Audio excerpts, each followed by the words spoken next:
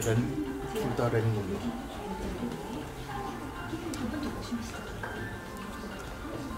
네, 반갑습니다.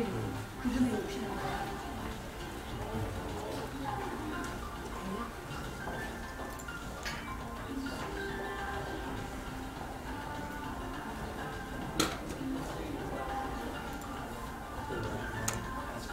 수정 몇 수평? 맞아?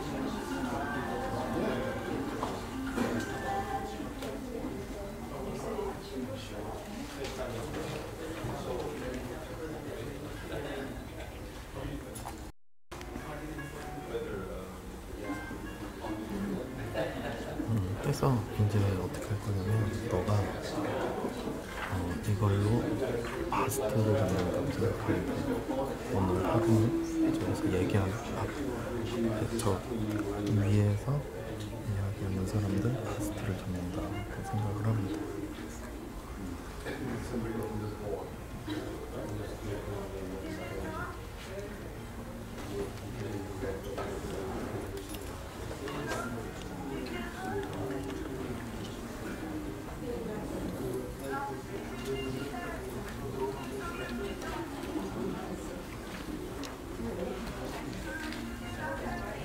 하고 이쪽에 보면 여기 이거거든. 서가지고 서서 이렇게 바스트 잡는다고 생각하고 응원해줘. 알까?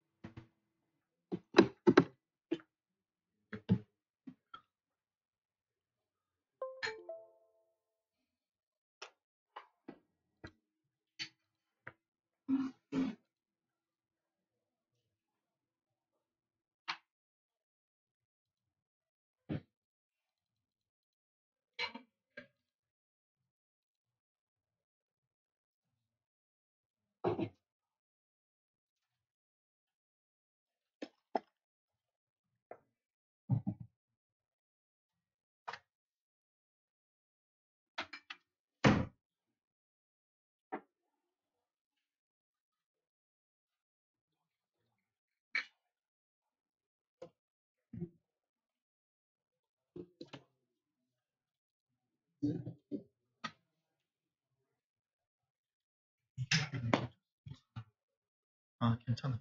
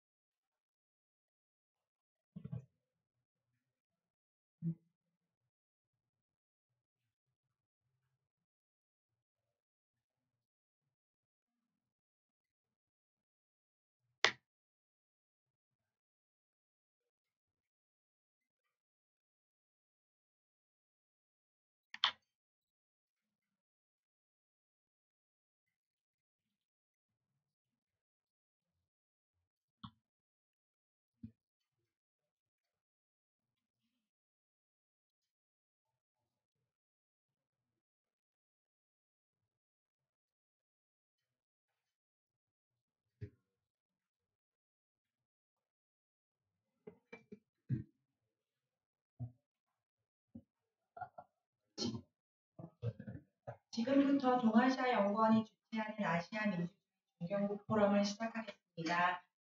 The conference will be starting shortly. Please be seated.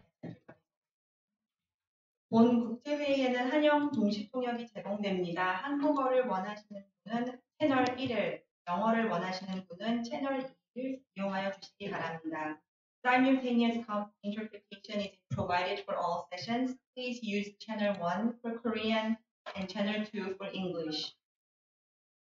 바쁘신 일정에도 불구하고 오늘 국제회의 참석해 주신 존경하는 내빈 여러분 그리고 청중 여러분께 깊은 감사의 말씀드립니다. 그럼 개회사와 함께 회의를 시작하겠습니다. 개회사는 손열 동아시아 연구원 원장님께서 해주시겠습니다. 손열 원장님을 큰 박수로 맞춰주시면 감사하겠습니다.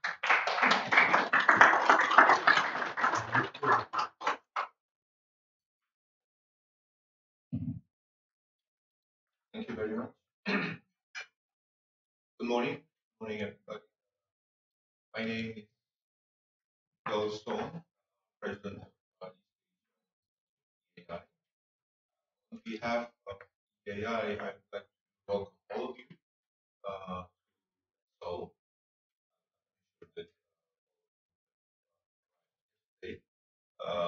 and to Asia's Middle Power Democracy Forum. It is an honor to welcome our guests and panelists from Japan, Australia, and also Mr. is the Deputy Minister for Natural and Global Affairs of the Ministry of Affairs. Since the launching of ADRN in 2013, EAI has served as a founding member from South Korea, and also served as the ADRN Secretary, working to make ADRN front for democracy activists and researchers to develop common intellectual ground thinking, the importance of free and independent democratic research. Together, EAI helped to make another layer to the ADRN, bringing together a community of experts, civil society leaders, and policy influencers from consolidated democracies in Asia, Australia, India, Taiwan, and South Korea, to foster dialogue and coalition building for regional development. As these countries occupy Asia, we call it democratic middle powers, have the potential to serve as key role models for fledgling democracies in the region, working to address challenges. Today's session is exactly that. The very first intellectual effort to identify applicable tools and strategies for democratic middle powers, foster and strengthen liberal democratic values, as well as contribute to build a coalition that will work together to foster democratic values and norms in the region or the world. This is timely and actually an urgent call at a time when liberal populist authoritarianism and prosper in the world, especially within the major powers. And because of that, I mean, liberal values are really at this forum. This middle power democracy coalition idea has been developed, I think, by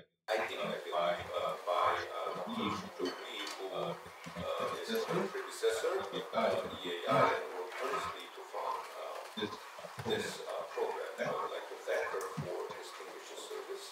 And also, I am very grateful to National Endowment for Democracy and Indeed for the support it has provided since 2015. Thank you very much.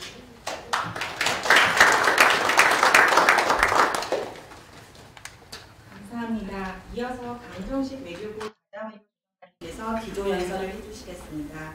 강정식 가자외교조정관님을 큰 박수로 맞이해 주시면 감사하겠습니다.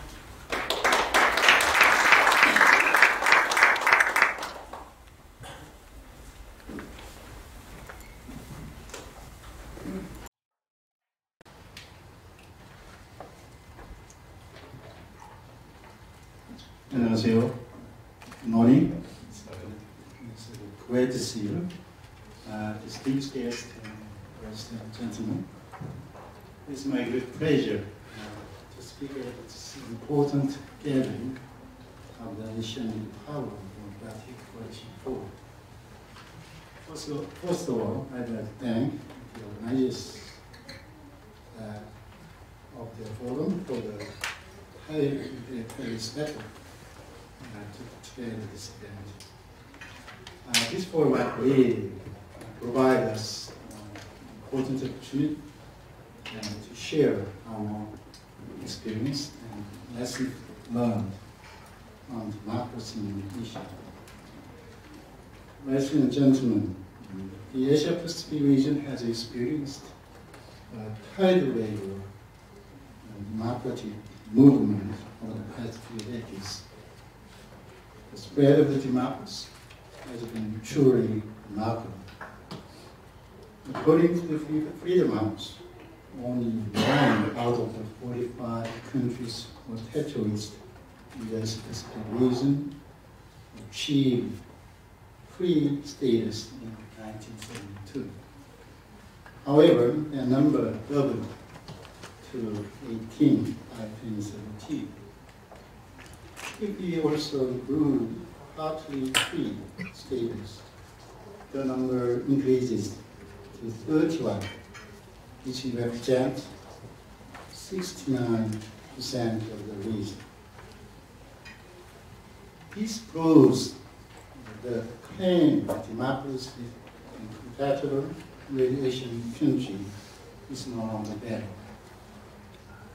Democracy may not be an Asian invention, but Asia certainly fully embraced democracy. The roads that the countries have chosen and the level of democratization that they have achieved vary from country to country. However, it is clear that growing democratic governance in Asia has brought greater peace and prosperity, not only to individual countries, but also to the region as a whole. In recent years, we have seen democracy retreat in many parts of the world. It seems democracy is not working properly and not delivering on what it promised. Inequality is growing within and between countries. The uneven benefits of the globalization are dividing societies and into winners and losers. The middle class, the backbone of the democracy, is under great pressure. This has set the scene for resurgence of populism, nationalism, and nativism. However, if we look at the democracy globally and over time, the picture is different. Democracy has proven to be much more resilient, and the spirit of the government of the people, by the people, for the people, is still alive and well. Of course, democracy is not a perfect system. It has its flaws. Democracy is not something to be achieved overnight. It takes time for people to become democratic. What is important is that while the democratic process may be long and complicated process, it is nonetheless provides more stable, more solid foundation for equitable development. Democracy frees and enables its citizens. In turn, the empowered citizen become capable of nurturing and fostering democracy. This ultimately creates a virtuous cycle of inclusiveness, stability, and development. Meanwhile, under the dictatorship and authoritarianism, people are rendered vulnerable, and their rights and freedoms infringed. They become marginalized and susceptible to burden and abuse. Such a condition leads to a vicious society of poverty, patronage, and underdevelopment. We have seen time and time again dictatorship lead corruption because they are not held accountable, and they repress their people because their primary means of governance is violence and coercion. What is the case in point? We experience war, dictatorship, as well as authoritarian regime. But whenever those crises emerge, Koreans rose to the occasion. As late as 2 years ago, millions of Korean citizens took to the street and held candlelight vigils for months and protest against corruption, abuse of power, and injustice of the government.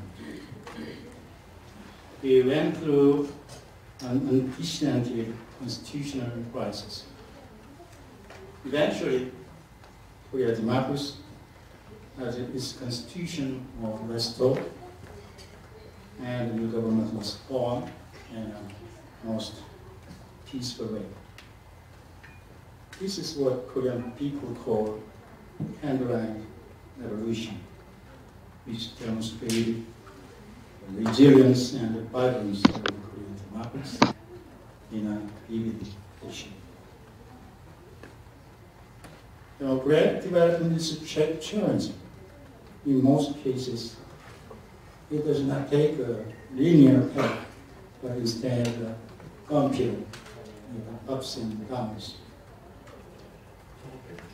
Democracy depends on strong institutions, checks and balances on different branches of the government, freedom of speech, freedom of expression, free press, and independent judiciary. Democracy cannot be taken for granted. We should be always on guard and stay alert to possible dangers to the democracy. And if time comes, we have to act boldly.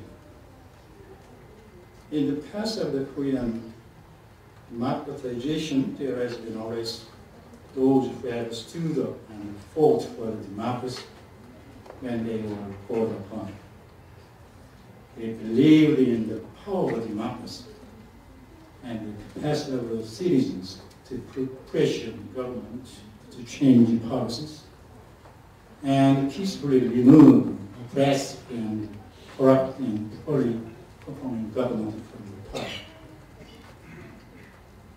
Ladies and gentlemen, embracing the desire of the people for a full-fledged democracy, the new Korean government attaches the great emphasis to democratic values and has implemented policies to realize those values on the ground. Furthermore, leveraging its own experience, Korea would like to contribute to enhancing democracy in the region as well as the international community. Korea has been supporting and funding the project of the Community of the Democracy, to help build a democratic constitutional culture in Myanmar since 2014. This January, Korea hosted the Busan Democracy Forum for promoting peaceful, just, and inclusive societies in Asia and beyond. Furthermore, Korea is working with UN Democracy Fund to promote democracy and civilian activism worldwide.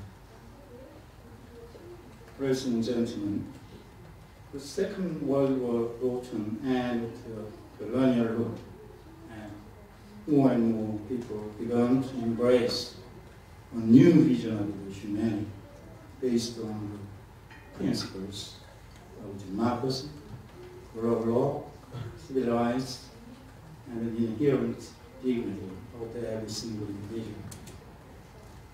The progressive forces are on the march. They are inexorable because they are built on the premise, fundamental premise, that all people are created equal, and each individual has inherent dignity and worth. Men are bound together by the common humanity. We are all human, and our differences are sufficient. Thus, it's incumbent upon us to treat each other with a lot of care and respect. It's basic tenet for democracy will change regardless of the time and place. Today, Asia is at a critical junction in its path to democratization. The active role of the middle powers is critical to promote international cooperation and dialogue based on the strong sense of solidarity. As a country that has traveled arduous path toward democratization, the Republic of Korea will remain as a great supporter of these efforts. In closing, ladies and gentlemen, I am confident and this forum will make a positive contribution in promoting democratic values in the nation and build a democratic regional community where all respected peoples fully enjoy their freedom and no one is left behind. I wish the forum great success, and I wish you all the best in your endeavors. Thank you. 감사합니다. 이것으로 개회 순서를 모두 마치겠습니다. 이어서 민주주의 증진과 아시아 민주주의 중견국가의 역할을 주제로 제1부 회의를 시작하겠습니다. 에이동아시아 연구원 원장님께서 사회를 맡아주시겠습니다. At this point, I would like to invite all the panelists for the first session to come up to the floor and take their seats.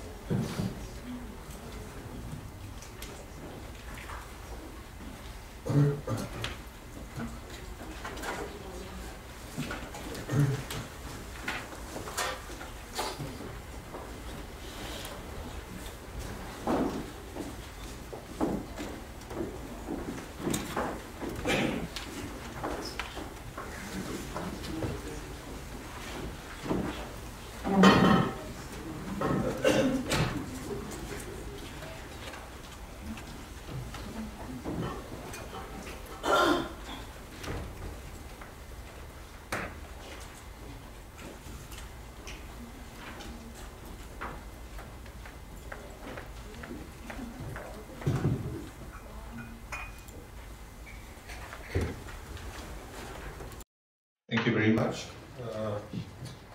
So our public session today is Middle Power Network for Democratic Promotion.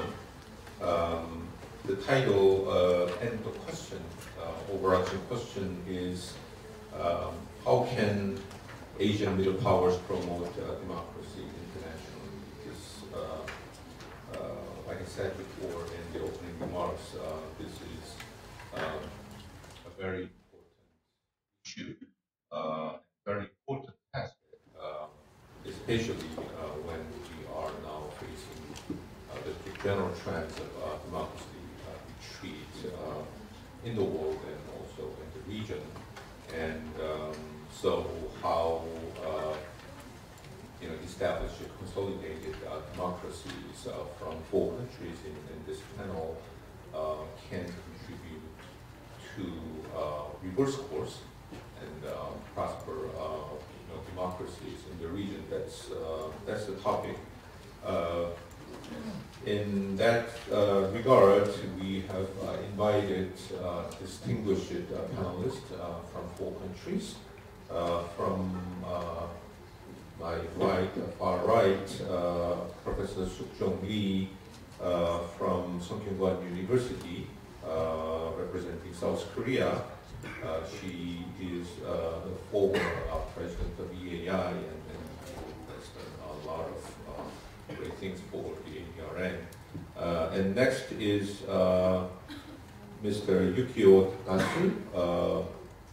He is United Nations Under-Secretary General and Special Advisor, the Japanese government's Special Advisor to UN Secretary General on Human Security. He is an expert on this particular matter. On my left, Narinjan, is it correct? Narinjan, I'm sorry. So, Sahu from India, who is a senior fellow of the ORF, Observer Research Foundation. EAI and ORF have a close relationship for building for many years, representing India. And far left, representative from Australia, John Kane, professor of Griffith University. So we have 4 distinguished panelists, and I think we believe we have about an hour and a half to go. So I will distribute 15 minutes each for your thoughts, and then we may ask some questions from myself and then from the floor, and then we close.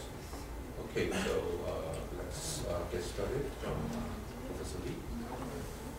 Good morning. My name is Jung Lee of Sungkyunkwan University.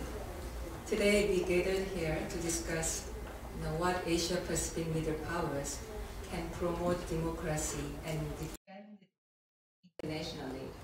And I'd like to say 3 points. Number 1, there is a serious setback in the world. So there is the global democracy is suffering.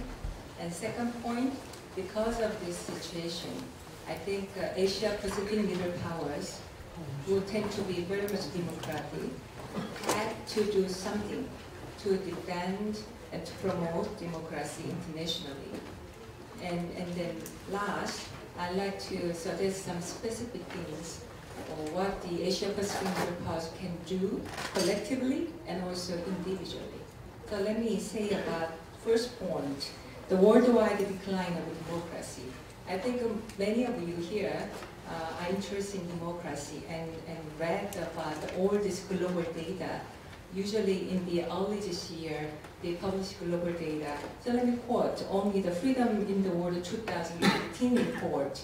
And the Freedom House writes, quote, democracy faces its most serious crisis in decades in 2017 as its basic tenets, including guarantees of free and fair elections, the rights of minorities, and freedom of the press, and the rule of law, they are all important, the basic tenets of democracy, right, came under attack around the world. And based on this democracy index survey, the Freedom House reports that 71 countries suffered net declines in political rights and civil liberties, with only 35 registering gains. This marked the 12th consecutive year of decline in global freedom since 2006. I think scholars and researchers, following these democracy issues, have noticed that, the expansion of global democracy has almost started in some early 2000s, and ever since there is a kind of a serious setback in democracy of the world, and in particular, recently we have seen a very serious setback, especially in advanced democracies. And you have seen the rise of populism in European countries primarily due to the refugee issues. And also in USA, with the Trumpism, there is a kind of a very, the America First policy, so neglecting Americans' international duty to protect and promote democracies. So actually, these democracy champions are suffering from their internal domestic politics and domestic democracy. So that's why this is a very serious consequence. So this lack of a commitment from conventional strong democracies to defend and promote international democracies in international community, actually embolden authoritarian states. So you have seen many authoritarian states with a strongman leadership became more assertive, hurting democracy in their own country and also hurting the democracy in the region. But this is quite serious, grave situations, for people like us who believe that protecting and promoting democracy is very, very important. Okay, then who should act? I think Asia Pacific is relatively still strong, and we believe that the Asians countries are likely to sustain its growth, economic growth, and also democratizations. So among the Asian Pacific regions, the speakers of today is South Korea and Japan and India and Australia. And our title is Middle Powers. Let me briefly say about what is middle power. Middle power is a relative concept in the power hierarchy. So middle power has taken the position between great power and weak power. So middle powers tend to have resources, okay?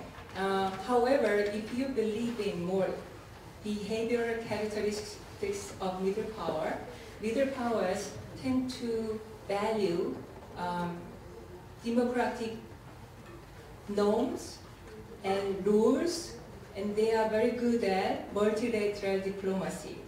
So therefore, Japan and Canada, for example, they belong to G7.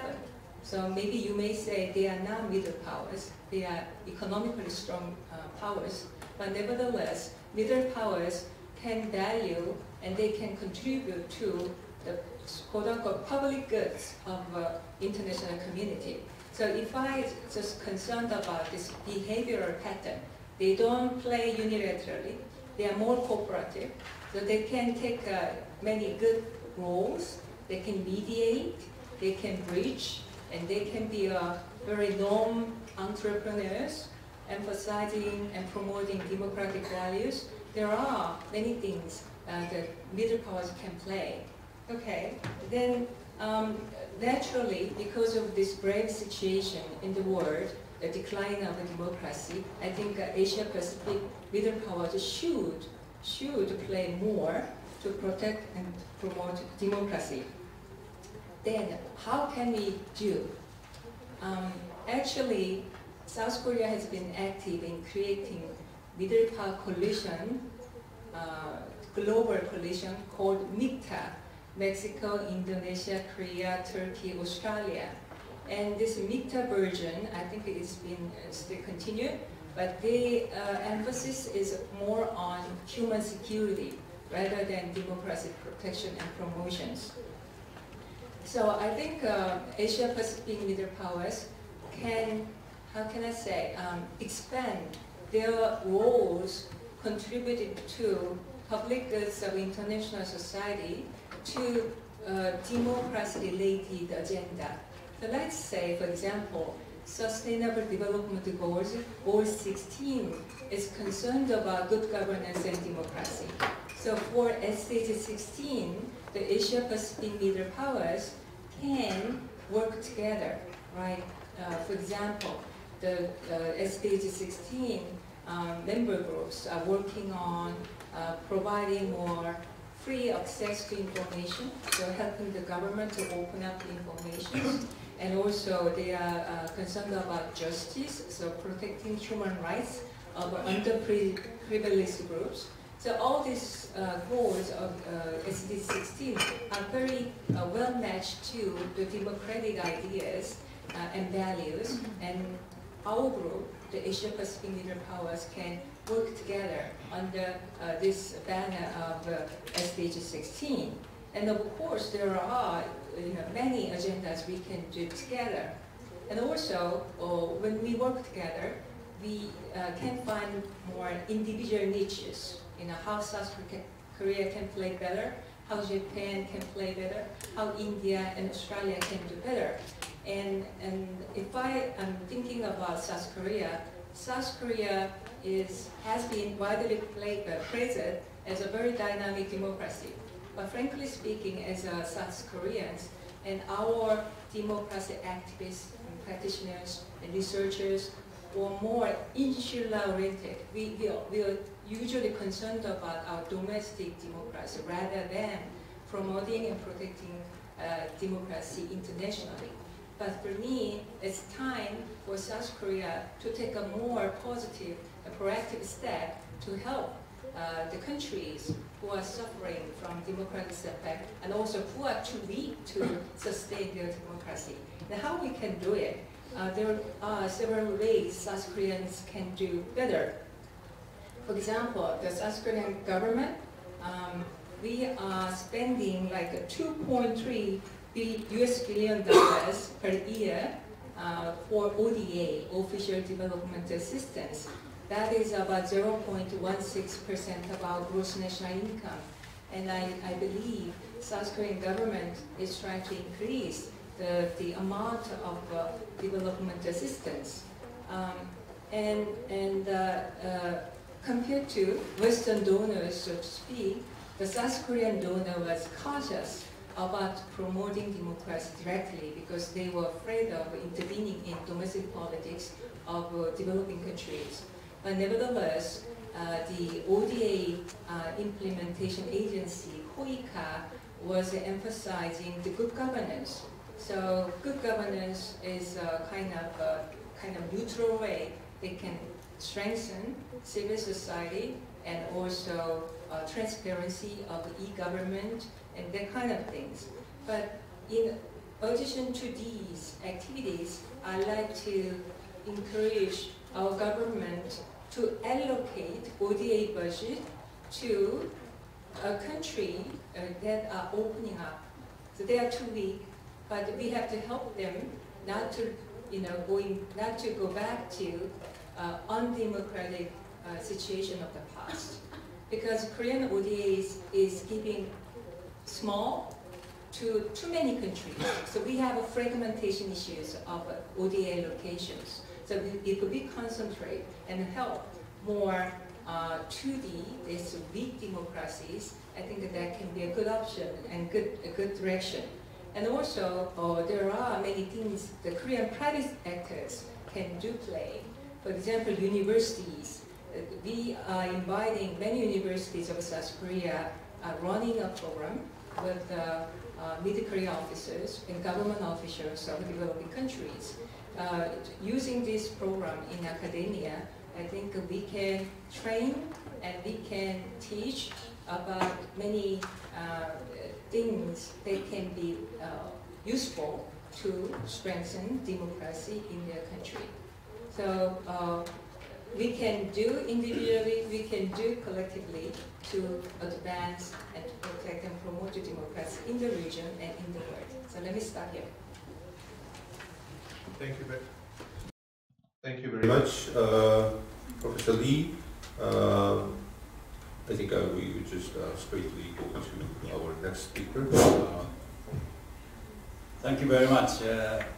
First of all, I'd like to thank East Asia Institute for inviting me to attend this very important meeting. This morning, I'm going to talk about this issue in my personal capacity, not as representing the United Nations. In the capacity that I'm chairing a new study group in Japan by civil society organization called Japan Center for International Exchange. It was created in 1970, one of the oldest, in fact, pioneer civil society organization for dialogue and intellectual exchange. Very active. And this year, this organization created a new study group about democratic governance, and particularly how Japan can do more to promote democratic governance in Asia and the Pacific. So, in that capacity, I'd like to address not every question that organizer asked me, perhaps some questions because of time. But before answering specific questions that organizers faced, I'd like to say a couple of things. First of all, I think Asia Pacific is the most dynamic region in the world. And I think we should probably remember 2018, this historical time, where the middle of a very fundamental, this transformative age in international relationship. And things are moving very fast. And among this, Asia Pacific is the center of this attention. And what is going to happen? Status of democracy, international order-based international relationship in this region will affect global situation. So I think the matter that we're discussing here is a very, very important strategic meaning. And of course, it affects peace and security and prosperity of Japan, which is located in the region.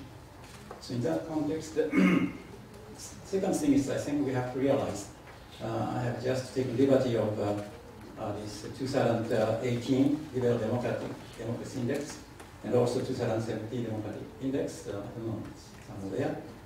Our region is, I think, characterized as very vast with this diversity and the status of democracy. From full democracy like Australia, New Zealand, to almost full democracy, but not full, like Japan and India. But going to other extreme, the authoritarian political system as well. So that from this almost perfect to this very imperfect. So you see here, and also, of course, we should remember that this type of democracy and also historical for the context have to be taken into account. In other words, we have to take the Asian value, and it does mean that when democracy was introduced in the mid-19th century to this part of the world, and the Japanese translated this word through this Japanese and is used by Korean and Chinese, the same expression. It doesn't mean that there's no hardcore democratic tradition in this part of the world. This was not the hardcore jungle. It was a very well-established political order, very benevolent, compassionate order. So I think we really have to realize that when we talk about liberal democratic order, or decline, or recession, threat, whatever, I think we have to remember always. But doesn't mean necessarily other extreme, that therefore every country is free to do anything to the people. I think fundamental human right is universal. Application takes some time, some nuance. But I think this is very important because there's no change or difference in the value of individual human being Japanese or being French or being American or being, forever. The same universal value. This is not something that we cannot compromise. So when we talk about what are the challenges then, I think we had a different discussion yesterday, threat to populism, for instance. So the wider political participation, if you call populism, is positive thing. So why are you worried about it? It should be encouraged. What we should talk about is negative impact. So what are these? I think there we can agree. For instance, what are these? I think this is clear. Some element here, like threat to functioning democracy. What are these? First of my list, top of the list, is freedom of expression. If that is suppressed, I think we should speak out clearly. Whatever the political regime is, freedom of expression is suppressed. That's all. You remember that Amartya Sen, who is a very good friend of mine, because we are promoting human security a long time together. I have been doing human security for 20 years. You remember that one of the books he wrote about famine in Bengal and other countries. Famine, people dying by starvation, many people. It's not because of lack of food. Food are there, but people are dying. Why? Because of lack of entitlement. Why lack of entitlement? Because some people want to make profit, maximizing. So they hold in their own storage and don't sell it until people start dying and other things, the price get high to maximize profit. So why it happens? Because of lack of freedom of expression. Media couldn't criticize things, doesn't write about it. So they could get rid of this one. So freedom of expression is a very key concept. Whatever regime political system exists, I like common foundation. And also suppression of minorities. And control of civil society. And of course, weak political accountability always all this. So whenever this happens, wherever the country is, I think if we believe in this democratic value, I think we should speak out and say that we don't accept it. So this is, I think, a basic, as a common, platform I should work out. But I think I can answer this first question, because already a professor mentioned about the role of middle power, so that I will say that question. First question I'd like to ask the answer is, what can we expect from middle power democracies when defending democratic values, internally and externally? Internally is extremely important, internally within your country, within your country. Insist on political accountability. Democracy stands 3 pillars. This so-called regularly held election. Many countries have organizing election. Not always countries, but some countries organize, but anyway, most of the countries. But it's only first pillar. Second pillar is political accountability. A well-functioning democracy has political accountability. And also basic civil liberty. And this most importantly, political accountability. You insist, your own country, you speak out in different starting point, because everybody comes from different parts, and some of it is I don't know. So respect of freedom of expression is very, very important in this. And also economic policy. Where are the causes of populism? In my opinion, fundamentally, the most important thing is liberal democracies failing to deliver the benefit to all people. It used to be like that. Liberal democracy was not politically attractive, culturally attractive, but also economically attractive, because it's delivered benefits to all, not only very few selected. But it's not performing anymore. And the alternative government is performing better economically. They're benefiting better. So what is competition there? Who is going to win? Of course, those systems which benefit all. Not necessarily all, but anyway, more. So in other words, there is a hardcore, I would say, competition. But performance differences there. I think in order to promote democracy, I think development strategy must be geared to benefit to all. Inclusive development is one word. Majority, minority, extreme few, and the elite and other things is getting most of the benefit. And the lowest people are getting something, but the middle people, lower middle people are getting less. If this situation continues, of course, they will be amplified more and more. So therefore, the inclusive development policy within a country is extremely important. And also like-minded country, representing most of the country, and strong coherence, and no compromise to the universal value, non-yourself. Before promoting this outside, first look on your own feet. First look at your own country, including my own. And also I like to emphasize the regionalism. I'm not saying that Asia is different from Europe or United States. But I think from my own experience, perspective is different. I'm not defending some of the policies like, I don't know, friends from Myanmar here. I'm not defending the behavior of some countries. But for instance, I started myself, my career, many Asian countries, in Malaysia, Indonesia, and other countries. I worked myself. And I witnessed change of government, dictatorship, and other things. But from this experience, I talked to, like a constitution of Myanmar is criticized by many countries. Because they give guarantee. But some, I'm not, but in context like Indonesia, for instance, military is Indonesian was created from village people to support people locally and all together with me. It's living together with people. From there it started.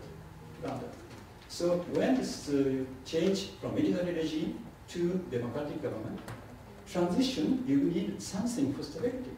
You cannot jump into from one to another immediately. So therefore, categorically, no military representative parliament is undemocratic, therefore therefore rejected. It's too simplistic. Of course, there must be transition, gradual, like Indonesia, reduced. So these are kind of things. Pro-regional, I'm not saying, we are not talking about same different standard, but way of achieving this, you cannot jump immediately from it, because there is a historical, culture, and background. Without complying with principle, you have to. That's the point I like to say. Second question is, what are the strategies and action plan in store? In Japan, in my opinion, the most backward part of Japanese democracy is women's participation. I'm not saying that the women don't vote. They vote, but they don't become candidate in the parliament, central government, local government. Real commune parliament, so they have 30% share. But when you go to prefecture, about 10%. National parliament, we call it that. This upper house is 20%, but lower house, which is really powerful, is only 10%. So that many of us have been working to create quota women, because whatever the gender equality, it's very difficult. But strong resistance for quota system in Japan.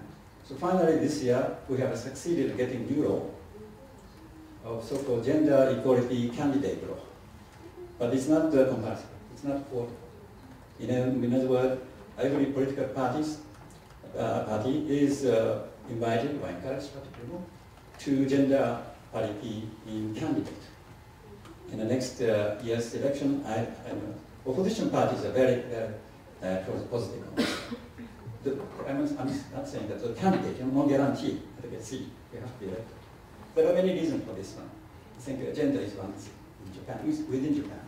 But for external policy, I think as I said, the Japan Center for International Exchange, JCIA, launched this new project to support democratic governance in Asia, to mobilize political leaders in Japan for prioritizing this democratic governance in its policy.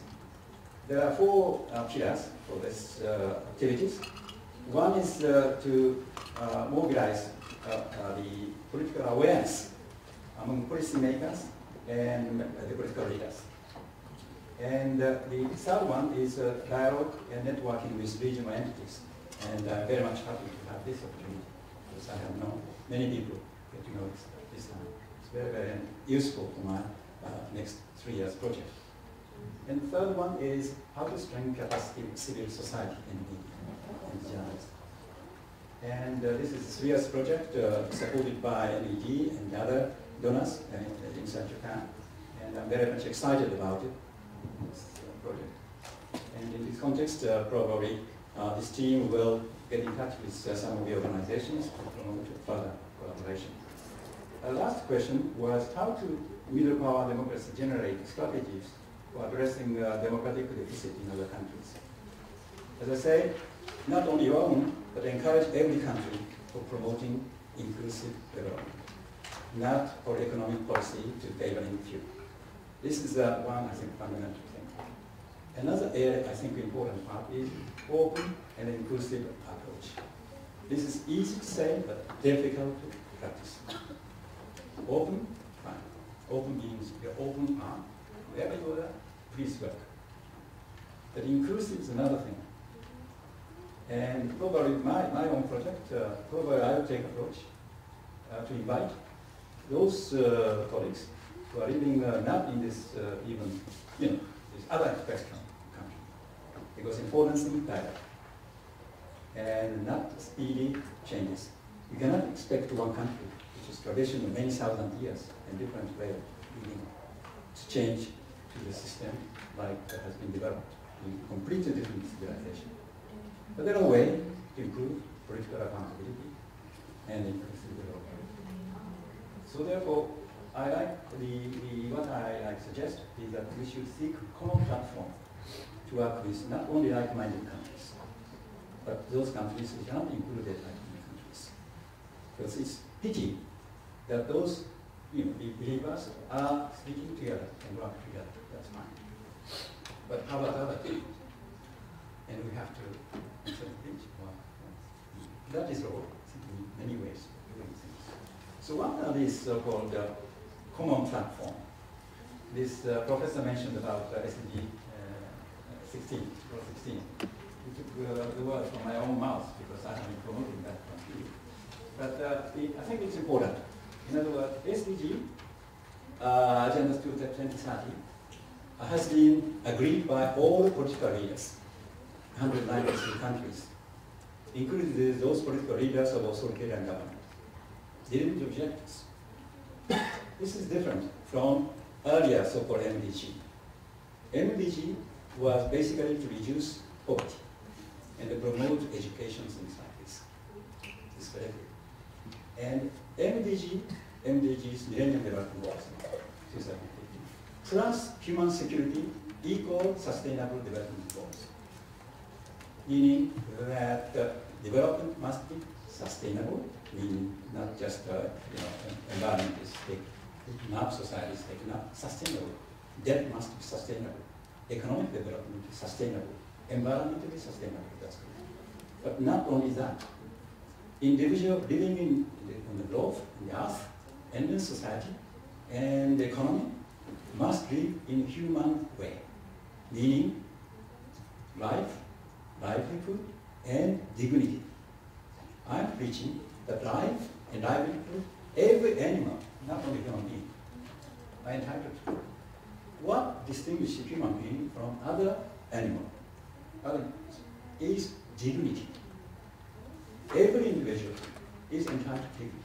So sustainability and dignity are two key words. That's connecting everybody in the world. That's very, very important. Sustainable development and access to justice for all, and then with not only strong, effective government. That's important part of this democracy. Strong government is one part. Election is one thing. Political accountability is another one, isn't it? And then SDG 16 says effective, okay, but also accountable, inclusive institutions at all levels. This is what Chinese leaders, Russian leaders, every leader agreed. And we can insist. And please, thank you very much giving 5 more minutes. Originally I thought that only 10 minutes, but 15 minutes, so it's very just I conclude. And so therefore, I think from that point of view, the human security was mentioned already. Human security is very simple. Believe in the individual value, wherever you come from, whichever country, it is differences to ethnic group, whatever. Every individual, once you're born from your parents on the earth, you're entitled to live in such a way that you fulfill your potentials and dignity. So this is something that everybody can work with. Going forward for Japan, I have very just but this is conclusion probably from my project team, so I'm perhaps preempting myself. But trace Japan should trace strong support for democratic governance at the center of foreign policy. It is already included in the National Security Strategy 2013. And Japan's ODA policy has a pillar for democratization 2015. But there are many things we're doing, but it's not enough. So therefore, this is first point one. Second, review ODA priorities to diversify channel of communication. You know, ODA means government to government. That's ODA. Therefore, that Japan's ODA is very different from some of the Western donors. That we will not say you should do this then. Wait for the request. On the basis of request, government will select. This is a very basic principle, because to avoid interference. But at the same time, the government behalf for channel communication is limiting to support civil society in greater involvement. This is the area, I think, in the younger people's youth organization. This is point two.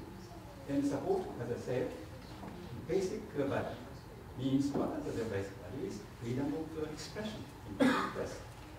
And then judiciary. Yesterday we have heard from Pakistan that independent judiciary is omnipotent and abusing this. This is another extreme perhaps. But I think lack of judiciary independence is problematic for many countries. And then lastly, we should promote dialogue and understanding and an inclusive approach. Thank you very much.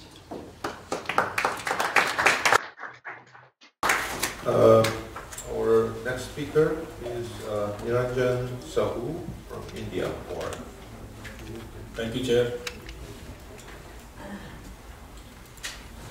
I think my two distinguished panelists have covered much of the ground, so I would not like to repeat what they have said. But invariably, this theme would actually then be overlapping, because we'll be mostly talking almost similar thing in a different set of version.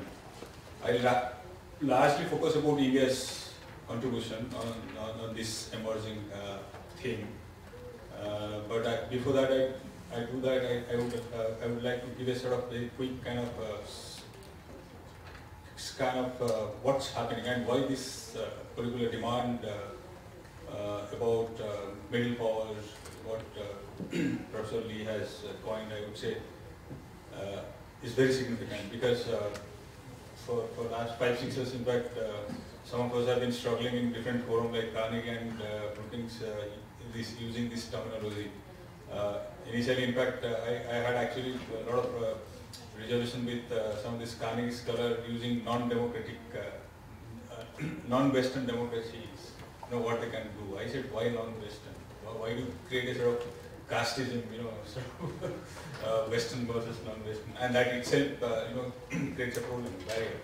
I think this middle power appeals well, and it would actually fit ideally countries like India, Brazil, South Korea, South Africa, then many countries would easily fit. So thanks for actually taking up this initiative. The context in which we are speaking is very important, because today we, last night we also, some of us also mentioned, this is a sort of extraordinary time in terms of those who are actually thinking about democracy and democracy promotion. Probably 20 years back we wouldn't have been debating about this, because America was going full burn with its intervention in Iraq and Afghanistan, regime change and establishing democracy, other things. So everybody was thinking that with kind of ideology and Francis Fukuyama, they coined many fancy kind of history, this thing, all that have actually gone wrong. In fact, today we are actually standing at a very critical juncture where we are actually seeing the rise of authoritarian models which have actually greater appeal than the liberal democracies that used to be 20 years back. In fact, 20 years back, China was debating vigorously how China would actually subsequently move to become a democracy. I think they don't talk about that. In fact, China is in many ways, in a subtle, I would say, aggressive way, is promoting its own model of governance and democracy.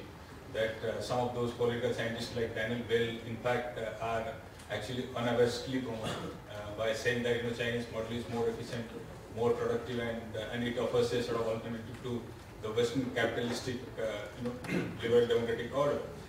So we are in a critical juncture where we are actually seeing more and more countries are backing Chinese model that we have seen in Philippines president or Cambodian president, even Viktor Orban. Eastern Europe, you have a lot of democracies who are actually openly backing Chinese model. So this is one very important thing. And those who thought actually China, officially doesn't intervene and unlike United States or even former Soviet Union disloyals regimes to establish your own type, it is beginning. If you look at its influence operation and even in countries like Australia, which have actually faced the Chinese in recent years, and United States, it has raised so much of concern that the Congress has actually set up a committee, and you have reports coming in which says that the cultural as well as political influence of China spread over American university and campuses is massive. And Confucian Center, some of those issues have actually been bothering them. Where when we talk about that in Asia, it's an altogether different ballgame because China is here. We have to face Chinese ambition and its rise. I have no sort of prejudice or any kind of ill feeling for China. It's a big power, big economic power. I think it needs its own space. That's need to be accepted. But I'm saying in terms of political system, in terms of governance models, China is different than most of the countries in Asia. So there lies actually the problem. And what you have witnessed in the case of South China Sea or even Chinese interference in ASEAN, and then the way that the Hong Kong umbrella democracy movement went, and in Taiwan case. So you are actually you should not have any. You should not be naive, to see what's actually going to happen in the next couple of decades. So that is where actually Asian powers have to really, especially the Asian democracy, have to play a far more, I would say, visible role. And countries like India, Japan, Korea, Indonesia, you name Thailand, which is going through a democratic struggle, but I think it will come up. All of have to take more responsibility. And with Indo-Pacific churning that we are seeing with US backing and Australia coming, there is a great amount of curiosity. What's actually this region would probably provide a kind of more sort of, I would say, viable alternative and opposition to Chinese sort of unrestrained rise in a manner that threatens the liberal democratic order. Second thing is about democracy's own problem that which Professor Lee mentioned. Freedom House and International Idea have been reporting for last several years the net decline, and countries after countries, you can see the freedom is actually taking a toll. And for 12 consecutive years, you have actually global freedom has declined in a significant manner. And today with Donald Trump, you don't actually need any talk about these things. You are witnessing what's happening to the freedom and democracy. So I'm saying, see, you have a context in which there is a compelling case for Asian powers, the middle powers in Asia have to take more mantle and provide a better sort of story for democracies, I would say renewal, because democracy is going through a recession, so it needs to be renewed.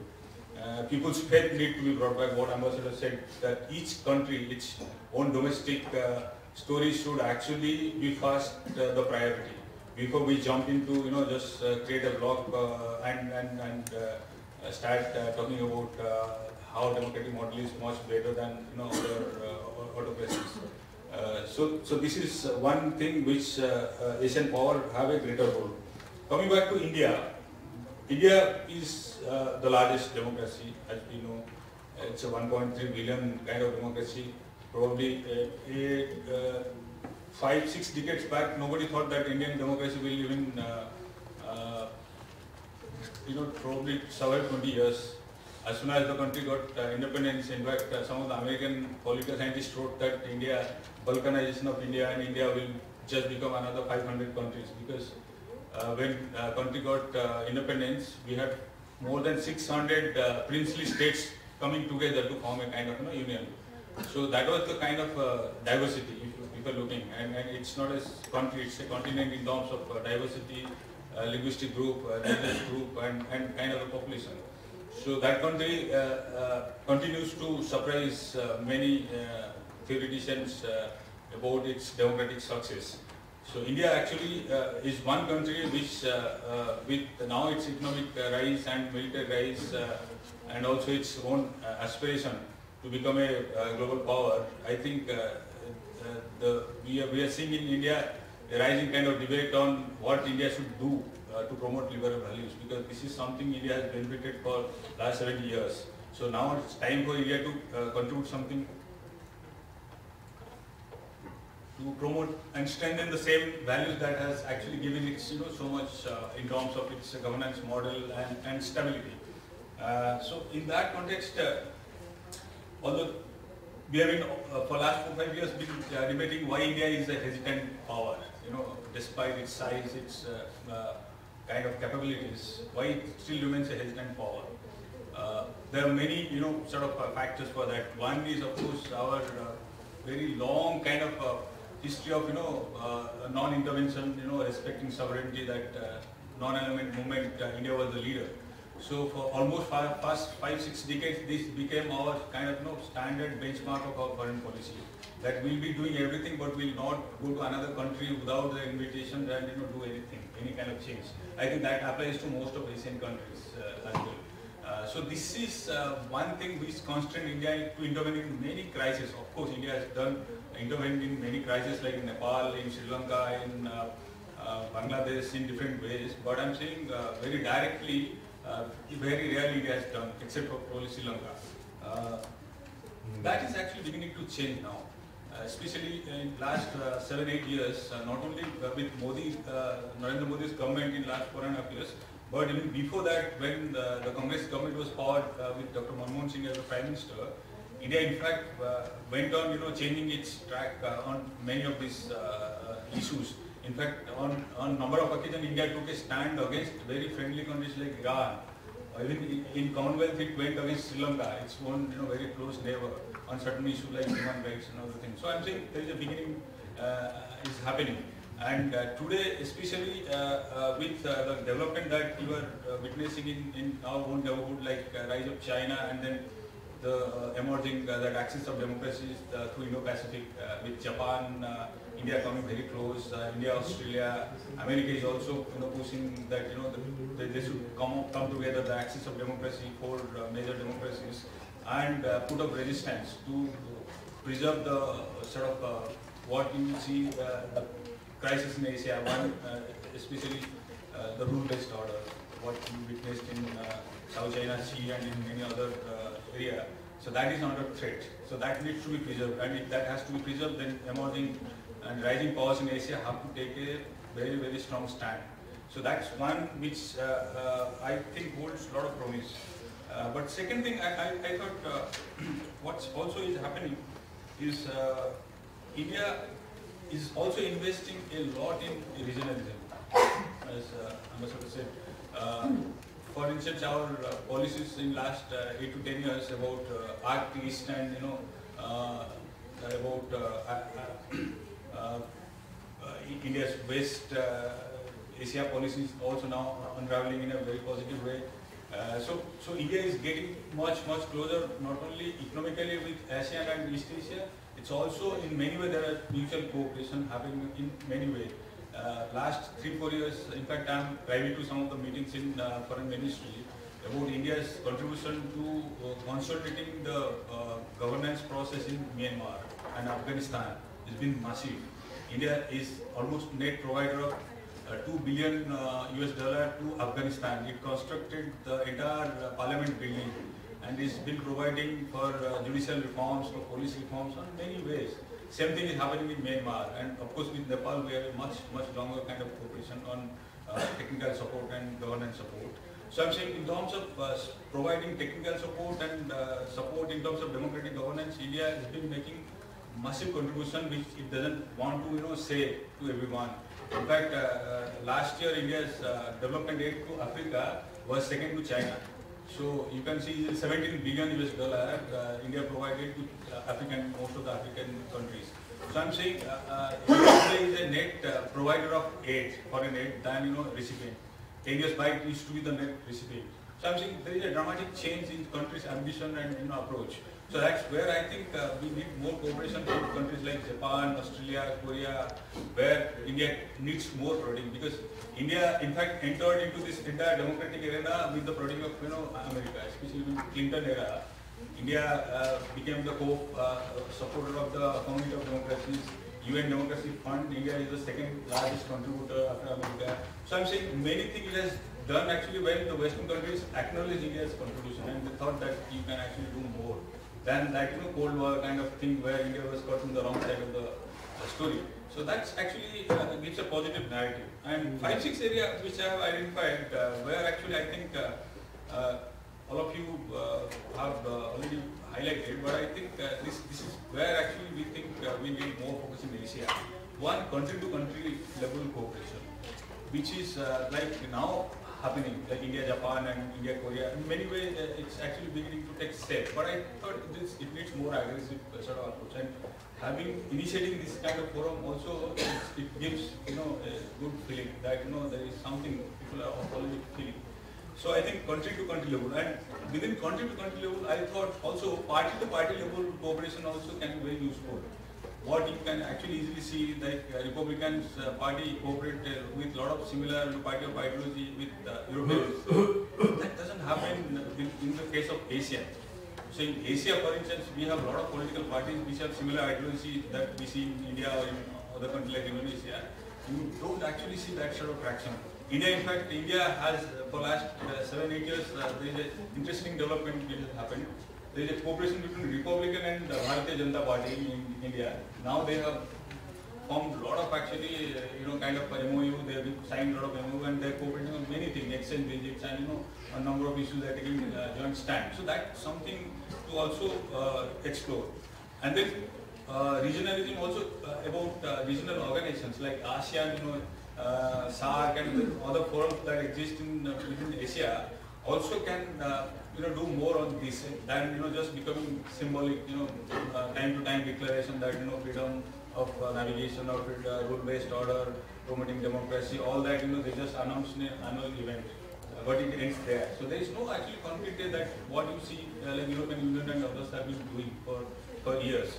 So this is where also there has to be sort of. So in fact, within this you can also have a club of countries also coming together and doing something and encouraging others to also join in, like what we are now witnessing about the quadrilateral forum for democracy, the naval power. What we are seeing is that maritime cooperation between these 4 powers in Indo-Pacific. This is the Japanese Prime Minister in 2007 made a very seminar that this is where actually they can do more in terms of creating access of democracies. It has taken a traction, but I think issue is more that is being discussed is about maritime cooperation, the security kind of creating a security diamond, and more largely intended towards China. So I thought the focus also there need to be also to include more on cooperating on democracy, on democratic governance, creating regional models which can actually cut across different sort of spectrum, and that would actually give a more positive vibe, because you can't simply just create another NATO type kind of security bloc and say that you are doing best to maintain sort of put up a resistance to China's rise. That won't actually appeal really unless people see certain values enshrined with that sort of grouping. And another, the final thing I thought is also there has to be larger cooperation on many multilateral issues of global importance, like on climate change, on internet governance, on outer space. There are a lot of issues actually, including security, privacy, and many other issues, where a lot of countries can actually suffer because of hacking, because of mass scale disruption of the internet. And internet is being controlled by a couple of countries, with their technological powers. So this is where also, when we talk about future internet governance, I think large its liberal democracies in Asia which have to come together and take a stand, because it's also issue of preserving their own autonomy. So I thought some of these issues would actually probably require more vigorous discussion and dialogue within Asia, and this forum actually does a great service in kickstarting some of these issues. Thank you very much. Yeah, thank you, and thank you to the organisation, the Institute, for inviting me here. It's very pleasant to be here in Seoul for the first time and to meet some interesting people and hear their views. Coming in the tail end of 4 people, I even was probably the range of as much of what I was going to say has already been said. Democratic values have been well expounded, which we'll concur with and agree with. So I thought I'd try and put a perspective.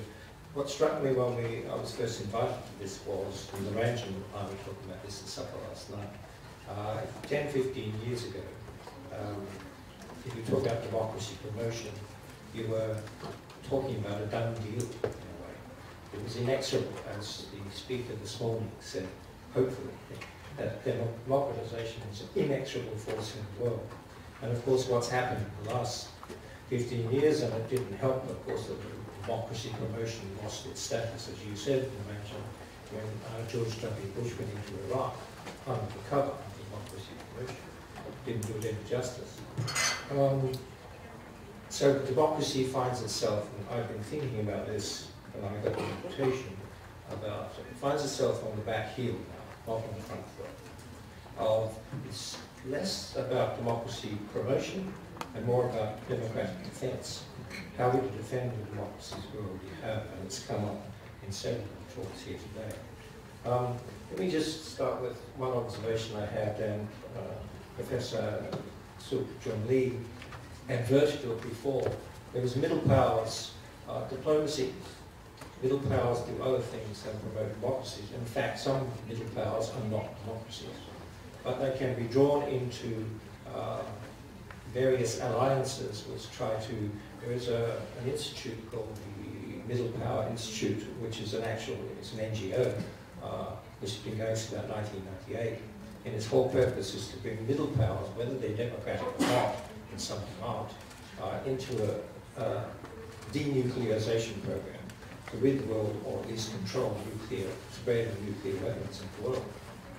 Now that's only very tangential to do with democracy, but it's a very important thing in which middle powers can and do play a part, and they do cooperate together to do things which are not about democracy promotion, and their answers just given as a whole litany of problems that the world faces that we can't solve individually on our own. None of us can. No nation, however powerful, can solve the problem of climate change. It has to be an international initiative, and we know how difficult that is. And yet this is the challenge, of course, before it. But on the question of democracy as such, it remains an important question. But as I was thinking about it, it's come up several times in the talks that we've given already, this democracy being on the back foot. The world has changed, and I agree very much with Naranjan. And what we have actually is a competition going on at the moment. We have rivalry now. Democracy, certainly once the Berlin Wall had fell and the Soviet Union fell apart, seemed to have no more rivals, real, serious rivals left. You're going to be a democracy sooner or later, and your whole, not just individual freedom, but your economic development and so forth, dependent on you becoming a democracy as soon as possible. Curiously enough, and I'll pick up something Yukio said before about economic development being crucial in all this too, and the stages by which different nations approach democracy can't be simple. You can see this in the attempt to democratize Eastern Europe and Russia, the Russian states, after the Russian Empire fell apart. American economists were over there quick smart, telling them how to organize your economy, fundamental thing, organize your economy, your civil institutions will follow, democracy will be peace on earth, goodwill to all human beings. It didn't work like that, because you can't just go into a completely different environment with a completely different history and say, this works for us, it'll work for you too. It didn't and it doesn't. And that was Yukio's point, I think, and I think it's a very, very important one. Curiously enough, the world we live in has been reshaped since at least the 1980s by the forces of what we call globalization. And this ultimately had an economic foundation, and it just didn't happen by accident, by the way. It was policies of developed countries, and particularly the United States of America, that said, the deal we had after the Second World War of kind of managed, controlled capitalism will no longer hold. We will unleash capitalism, it will run free, and by the way, we'll all be better off at the end of the day. It's a bit more complicated than that. One of the countries that actually ran with the freedoms that were given and the opportunities that this presented was, curiously enough, China. China took the opportunities that globalizing power, the outsourcing of production, etc., of these now free multinational, transnational firms, which became more powerful than they'd ever been before after this globalizing process began. And a great deal of the governance that used to be internal to democracy was handed out to transnational corporations. And we were doing deals with India and China. I get phone calls from India all the time. People doing work that used to be done by Australians. This is globalization, and created a whole new mosaic of patterns, which some countries did well out of, and others not so well. And some people in developed countries did well out of, and other people not so well, and created the discontents that we can see in what we were talking about last night together, the populist movements, which have kind of roiled democratic countries around the world. And this is a problem with democracy promotion. Now we do have a rival, and it's called illiberalism, illiberal development. And this is what Xi Jinping advocates. He doesn't want democracy. He thinks democracy is bad because Democrats just argue with each other all the time and don't get anything done.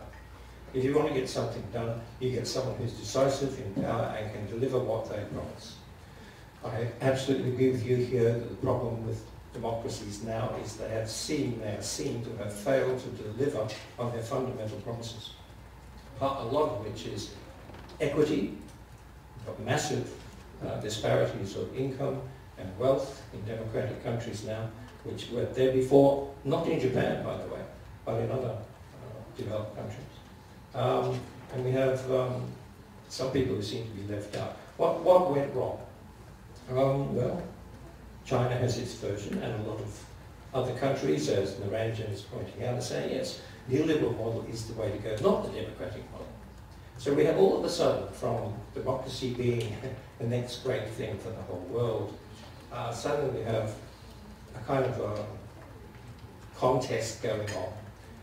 And who's going to come out on top of this contest is not clear yet. It's far from clear. Nothing is ever clear about the future. But everything is up in play. As Yukio says, this is a dynamic, Asia is the dynamic region in which a lot of this is being played out. It's kind of dangerous game though, in that who was the champion of democracy promotion from its inception? The United States of America. It was kind of born in its infancy, lead the world towards freedom. This is how it saw itself, how it conceived itself in its mythology. After the Second World War, it was the only great nation left standing, most power left standing. Leave aside the challenge of the Soviet Union, which became the Cold War, but its ambition after the Second World War and its opportunity, unique opportunity, was to establish a new world order which would lead precisely towards prosperity for all, increasing development in third world countries, and if people were developing, naturally democracy would follow. They would have voice, they would demand accountability, democracy would follow. Now, of course, history, there were some successes in the Great American experiment, but there were some great and telling failures as well. And now we have the curious situation, if you're a democracy promoter, that the greatest promoter of democracy in the world, I remember a story about when Hillary Clinton was Secretary of State and she was in Beijing, and people were talking about, oh, don't go on about human rights again. And she said, come on, guys, we're Americans, that's what we do. So back off. You Chinese should understand that. This is what we do. Stop complaining about it all the time. And if we don't do that, we're not Americans, actually. Now we have an America run by Donald Trump, who doesn't care, who's taken it off the agenda. Democracy doesn't want anything to do with that. If he has a beef with China, and of course he has at the moment, it's nothing to do with the values that were so eloquently expressed here before about democracy. He doesn't care. It's a business deal. And by the way, you're screwing us, and we're going to screw you back. Who's going to be a winner in this zero-sum competition? This is what Donald Trump's America is about, at least insofar as Donald Trump has any control over it. So when the greatest defender of democracy in the world falls away, however temporarily, so it is temporarily, what do all the powers that have become democratic, and as Yukio was saying, arduously, through a very, very fraught process, especially in Southeast Asia, coming to democracy? I'm thinking, as he said, that actually about my own country, Australia, in that, and our democratization.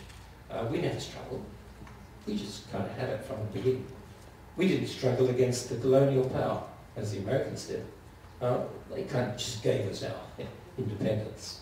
And it's a curious thing, isn't it, from coming from a background where you had struggled for a democracy, as in South Korea here. Does its value and retaining that thing have a different aspect? I think it must do. From us in Australia, we just kind of take it for granted. We have our discontents and so forth. We don't have enough women in Parliament either. And that's an issue for one of our parties at the moment in Australia. Democracy always has a way to go. But it puts a lot more pressure. With American retreat, a lot more pressure suddenly is on middle powers, those democratic middle powers, to preserve what they have. And America has, in its quest to promote democracies, historically, had kind of always saw it as two choices. You have two choices.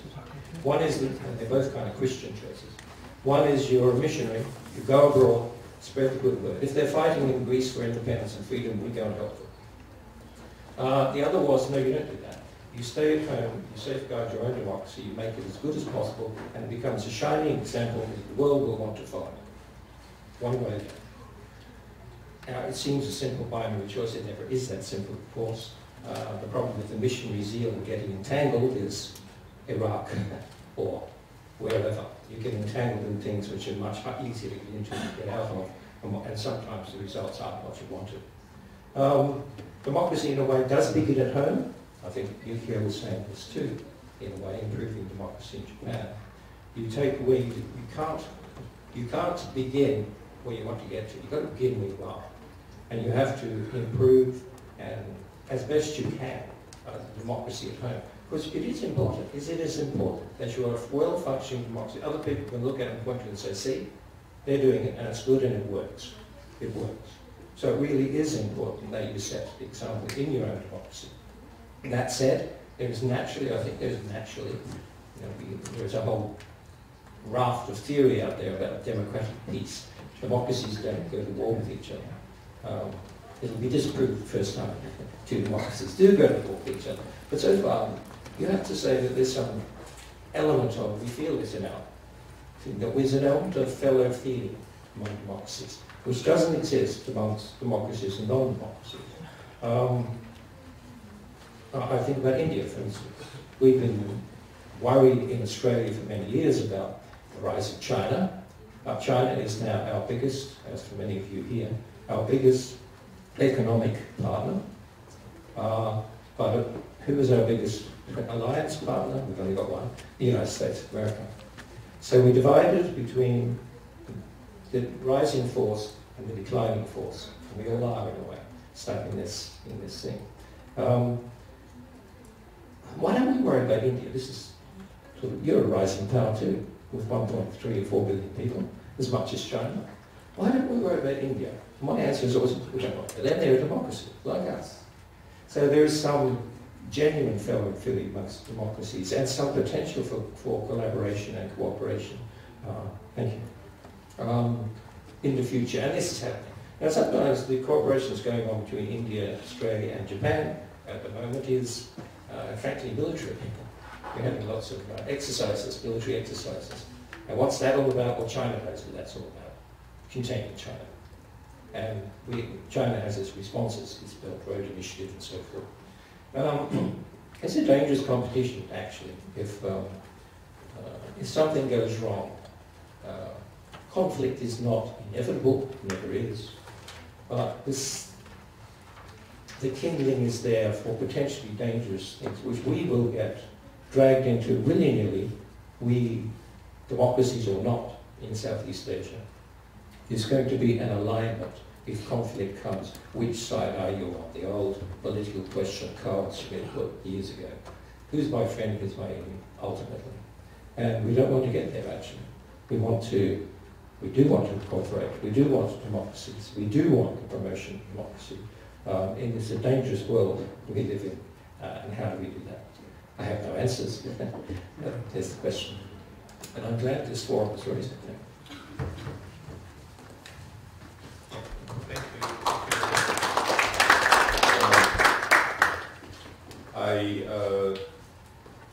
I just realized that this session is on live streaming, so people are watching us and listening to us. So, I mean, if I said, before presentation, I don't know, what would make a difference? We have about 15 minutes. I'm very sorry. So I actually plan to ask questions to individual presenters, but I should not, because we are really running out of time. Let me just mention 3 points. One is that there are challenges for presenters have made, which comes from so-called populism. I think yesterday we had an extensive discussion on that, and if the challenge to democracy in Asia in part comes from populism, then populism comes from socio-economic conditions that we all know that there's a dark side of globalization that creates income disparity within and between the countries, and grievances and polarization in politics that creates sort of stalemate and decay of party systems, democratic party systems, and we see populist leaders. So one way of handling, maybe indirectly in the long term, is to look at the socio-economic situations and how to improve those income disparities, and that poses lots of political debates. So that's something that we need to think over. And second is very interestingly, but sensitively, is the China problem. It is not problematic because China grows, continue to grow, but it has its own model, and then that model spread to Asia, even eastern part of Europe. So that illiberal model gains some currency in the world. So how do we deal with this China? And I think our Indian representative talked about it, but we didn't really hear how to deal with this enormous political challenges. That's another thing. And then finally, I think some of the presenters touched upon sort of the spillover or negative spillover, or the relationship, I should say, the relationship between democratic promotion, international middle power cooperation over democratic promotion and diplomatic relationships. If we have a sort of positive cycle of democratic promotion among the countries that will create positive spillover to other areas where be that economic, even security, and then security, economic cooperation, in turn strengthen democratic cooperation and democracy itself. But we also see the vice versa, that interstate competition, whatever rivalries, diplomatic frictions constrain democratic promotion among the middle powers. So I think we can easily pick up the case of Japan and Korea. There are issues of history issues, we can call it, but that's also human rights issues that is related to democratic values. And then this issue plays out in a negative way, in Japanese-Korean relations or Chinese-Japanese relations, etc. So we also see this sort of negative nexus of issues, negative issue linkages, and how we sort of separate those negative links and eventually turn to a positive cycle. So those are my own takeaways for presenters. I think we will get a few more comments and questions from the floor, and then I'll give you a few minutes to. Okay, the gentleman over there first. And you, the gentleman, get this, and then, and this gentleman, old gentleman. Yeah, you go first. Could you identify yourself and make questions? Okay. Yeah. Quick. My name is Mohammed Tehseen and I'm from Pakistan. My first comment is that I'm intrigued by the title of the session 1, Promoting Democracy Internationally. I hope you will agree with me that we need to look inside also. How much democracy do we promote within our own countries? And then among our own regions, such as South Asia with the neighbors. I think we need to review that. Because within our own countries, there are serious deficits of democracy. We have 2 atomic powers in South Asia. We have millions of people in these 2 countries, Pakistan and India, where they do not have adequate facilities for toilet facilities, even for to talk of inequalities. We have terrorist organizations, 22 ulfas in Northeast and in Balochistan and Pakistan. So they are serious questions. And I can go on and on in other countries. So that's one. My second question or a comment is, the premise somehow, I'm a bit uncomfortable with the premise that China is the problem and we have allies with America. America, Vietnam War, we have forgotten. I think there is a problem in this premise also, and that also require that all of us, look into it. Yes, we must have democracy, but democracy, essential part of democracy is to provide peace. And I hope my friends from Australia and India, or the speakers, would help me understand how to go forward. Thank you very much. Thank you very much. Once again, could you make questions and designate who you are making, giving questions to? Good morning. I'm Francisco Magna. I'm from the Philippines. The emerging populist leaders, especially from our context, are very critical of the superpowers. So I think it makes sense that middle powers come into the picture.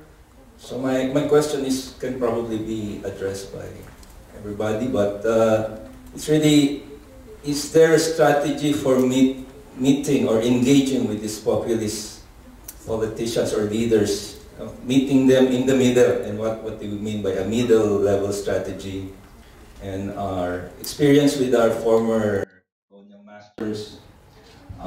Education has been a very big program, education exchange. So is this something that the middle powers are interested in engaging in? Thank you. Thank you. Yeah, and then one last one. I'm sorry, we are the gentleman there. Thank you, moderator. Thank you for this opportunity. I'm a student of Professor Lee's University. I'm studying Global Masters in Public Administration. It's surprising to know that as academicians or people who are being trained as public officials who will be key promoters of democracy, in our curriculum, our academic curriculum, I believe that democracy is hinged on equity and freedom. We don't have models that talks about equity.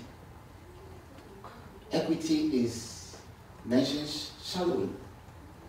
But I think that to shape the minds of future leaders in public administration, the issue of equity should be given a priority. It should be a key issue in our curriculum. It should be mounted as not a subsidiary, but something that must be studied. And when we go through these things, it will help us in the issues of democracy. Thank you. Thank you.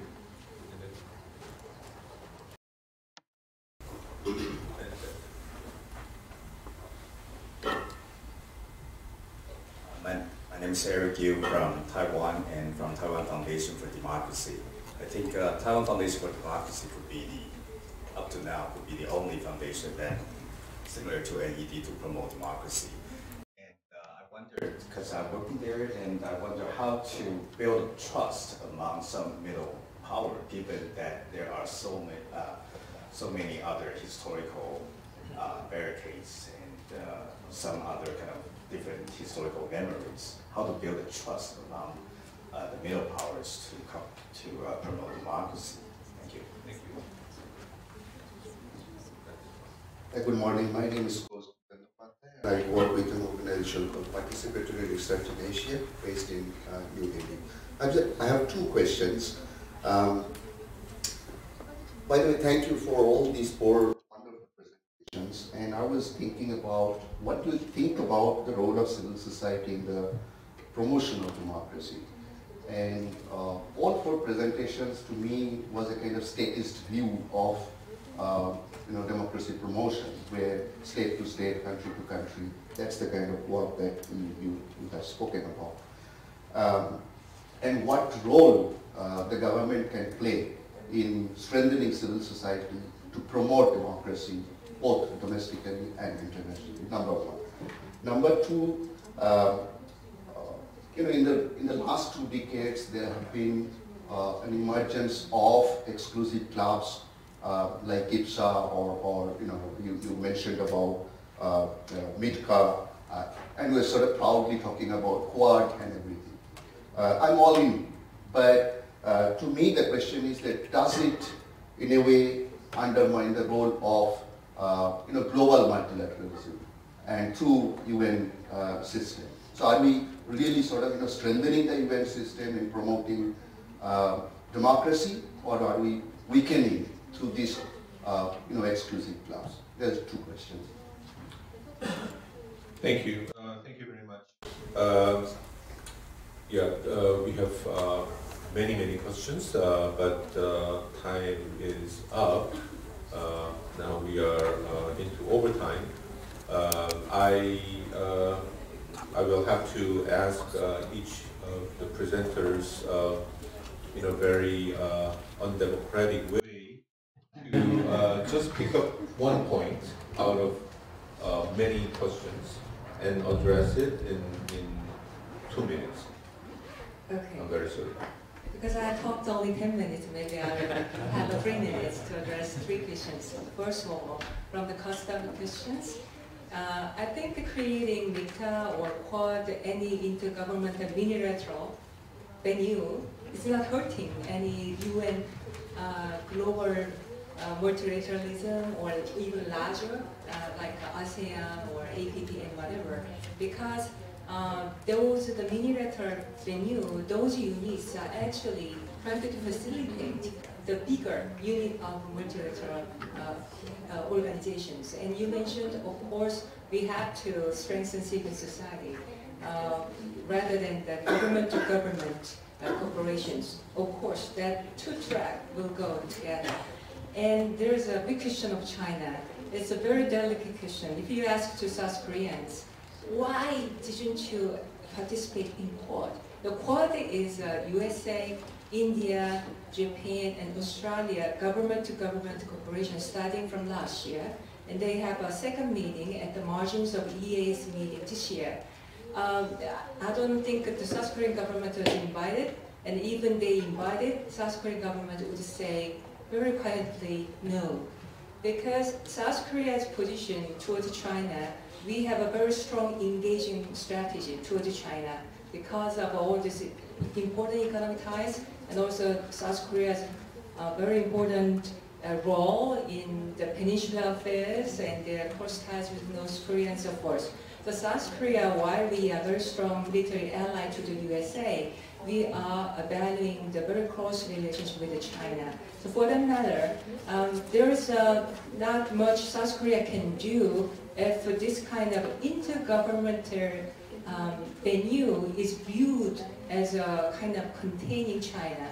I know that the spirit of Quad is not directly to contain China, but they rather to promote the idea of open and free, the rules-based order in Indo-Pacific area. I think it's fine, but rather for South Korea, we rather prefer more informal, like this one.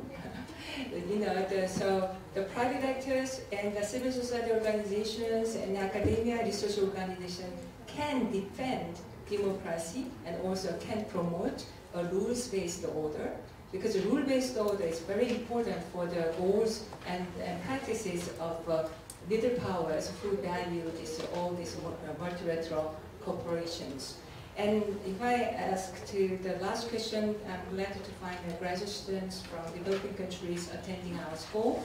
And when Sungkyunkwan University has this school training global mid-career officers, our specialty was e-government, because e-government is reducing corruption of public officials. It's not just you electronize government information and government services. It's good promoting participation from the ordinary citizens, and also it's good to reduce the corruption of officials because all this bureaucratic procedure became transparent. And of course, you know, you can learn more inclusive economic development if you go to KDI school, for example. So there are many schools in South Korea who try to you know, train and show our achievement, at the same time our weakness from our past experiences. Thank you. Thank you very much. Try to answer as much as possible.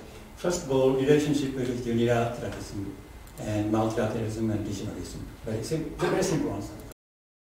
And second, you see, UN is created globalism that consists of regions too. That's from the beginning. In other words, we have 193 countries, but every region has their own distinctive cultural background. So therefore, it's not really opposite. Asia Pacific is different from other regions in the entire world. There is no universal regional organization, if you think about it, historically and other things. So this is one thing I just want to say. There is no contradiction, because it's not exclusive mutual. The second question is about, first of all, look at your own feet. I completely agree with you. I said in my presentation, before preaching others, just to look on their performance. Every country has room to improve. Japan has room to improve. other countries too. And I think what a country like Japan and other can do would be to promote all the countries who are not performing well in terms of development, inclusive development. This is something that we can do. Third one is how to engage all other countries, including countries like China, countries like Russia. I think I mentioned about dialogue and inclusiveness. And that we need basic, common platform to basis. If you preach what you are doing at home and tell Chinese and Russian and all things, why don't you do this? This doesn't work. See? But there doesn't mean that we cannot talk to each other. They just compete and then win the race. And then probably we are going to lose. I think, in economics. So you need a platform. That is something that we can develop. I have indicated a couple of things that are something. And the interesting thing is that Japan and China, I think, are two major, influences in this discussion. There's so much to talk about it, including as free and open Indo-China and Pacific. This is not more than a security thing. It's much broader things. And I don't think I can elaborate on this one. But it's not only free and open Indo-China, Indo-Pacific, but also inclusiveness. And how to bring China on board. That is, I think, a major thing to do. And between Japan and China, there are a lot of things going on. And we are trying both countries to improve bilateral relationship. There's a marked improvement at this moment. We had a summit this year, a few months ago. And Japan and China agreed to cooperate closely for the understanding and pursuit of fundamental universal values. It is very interesting. You see, Japan and China has a common basis, at least, starting point, not common basis, starting point at least, to promote dialogue and cooperation. I hope it will be helpful to improve the situation in this area. Equity, equality, and other things, something that's very close to my heart. I didn't use the word equity because dignity is much broader, inclusive things, inequality. And therefore, these, basically inclusive development is to achieve equity among the people, depending on what it is. In order to achieve this, in fact, the SDG has a target, 17 targets, see? And 231 indicators. We have analyzed this one. This is universally agreed by United Nations. But for some countries like Japan or Australia, it's not enough from terms of equity and dignity. So therefore, I have already one team. For 1 year, we have been working to develop the Human Security Index to promote dignity of everybody, including, well, Japan, including the United States, including European countries. Because challenge there is not necessarily identical with some other countries. So therefore, that next month, we're going to announce a Human Security Index of Japan first. And I hope it's going to develop so-called SDG indicators for developed countries. So this is an area that will pursue dignity and equity, equitable development. I hope this is going to be very exciting. Last thing is the role of civil society, what government can do. I just give you an example, for instance. Last 20 years, government has passed a bill to promote civil society organization. In a matter of 20 years, 55,000 new organizations were created in Japan, many, in different areas, social issues and other things. What we are doing is basically tax exemption of character. That is the basic government thing. But more than that, we encourage people, individual people, to donate money, not directly to NGO, but to this local government. And then that will be supporting NGO in the area. There are many ways that the government can do to promote without interfering in their people.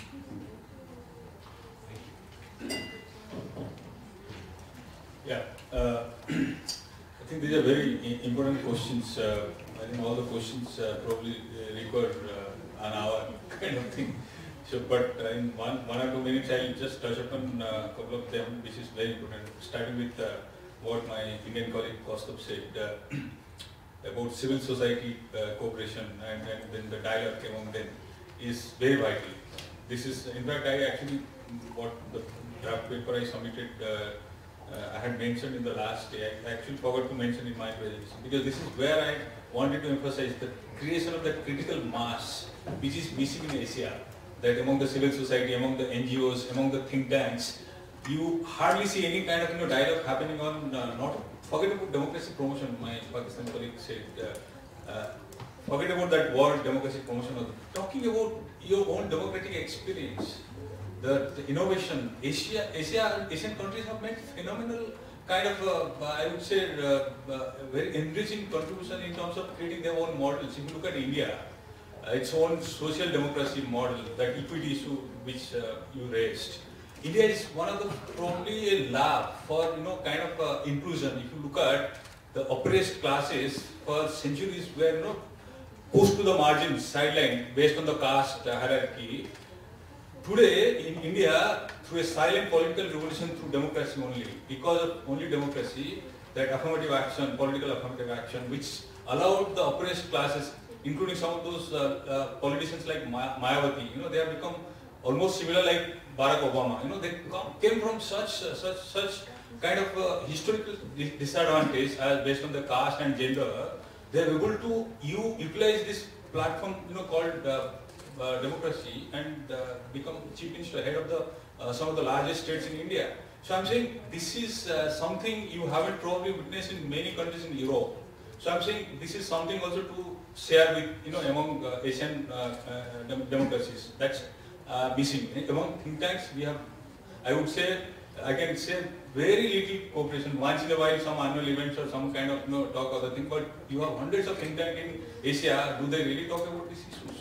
So that also need to happen. It can happen to the encouragement and support of the individual countries, but it can also happen among those think tanks.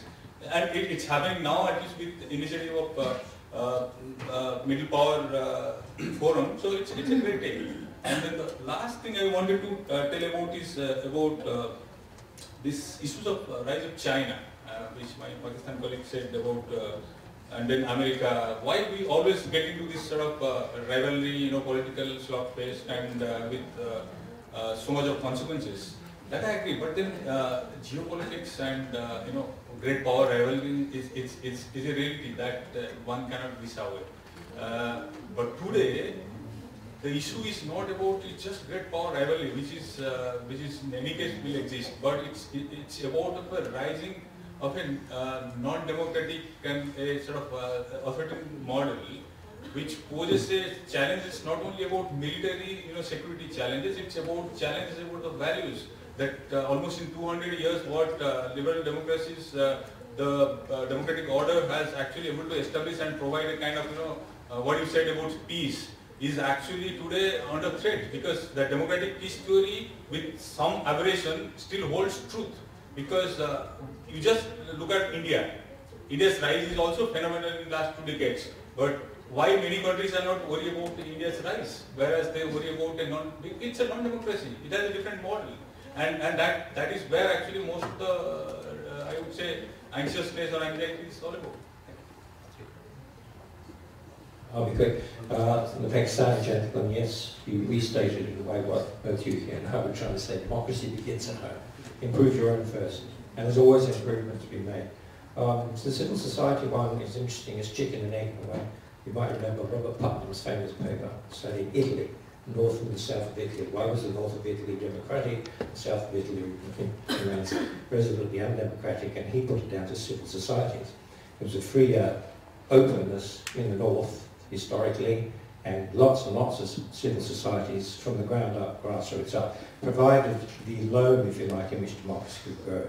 In the kind of authoritarian hierarchical structure in the south, civil institutions did not naturally grow, and the loam, if you like, or the soil for democracy didn't exist. So which is interesting to hear Yukio saying you can actually, in Japan, you can incentivize and actually produce the strengthening of civil society. Equity, that's what's always about. Equity is not the same as equality, by the way. It's traditionally regarded as fairness.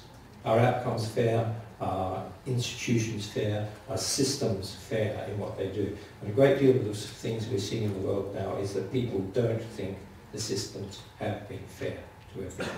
and we need to change it. When I come back to my thing about globalization, we've had a model of globalization that has been in process now for a good 30, 40 years, and in the end is run aground.